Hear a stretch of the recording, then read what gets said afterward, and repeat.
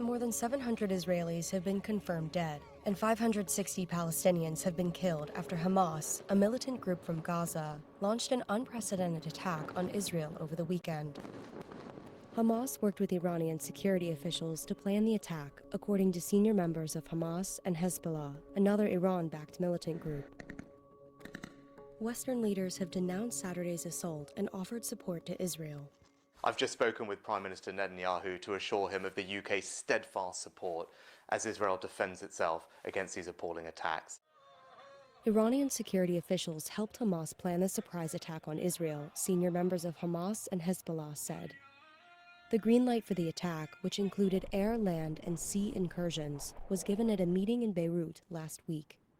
A spokesman for Iran's mission to the UN said Iran stood in support of Gaza's actions, but didn't direct them. Hamas is considered a proxy group of Iran. The exact nature of how much Hamas is being led by Iran has always been unclear. But of course, they receive a lot of their funding from Iran, a lot of their training from Iran, and a lot of their weapons from Iran. That is according to Israeli officials here in Israel. The planning for the operation began in August, according to senior members of Hamas and Hezbollah. The direct Iranian involvement could raise the risk of a broader conflict in the Middle East. U.S. officials say they haven't seen evidence of Tehran's involvement. There's a long relationship between Iran and Hamas. In fact, Hamas wouldn't be around in the way that it is without the support that it's received from Iran over the years. In this specific instance, we have not yet seen evidence that Iran directed or was behind this particular attack, but there's certainly a long relationship. On Sunday, more than 250 people were found dead at a music festival in Israel, according to Israeli state broadcaster Khan. Israeli Prime Minister Benjamin Netanyahu appointed a general to coordinate search efforts for captured and missing Israelis. The mother of a missing woman described a phone call from her daughter during the attack. At 10 o'clock, she called us and said, "Mommy, we were bombed. They shot at us. The car was shot. We cannot drive. Everybody here is hurt." There were 4 kids in the kids. They were 23, 25, 30. Everybody was shot. They were bleeding.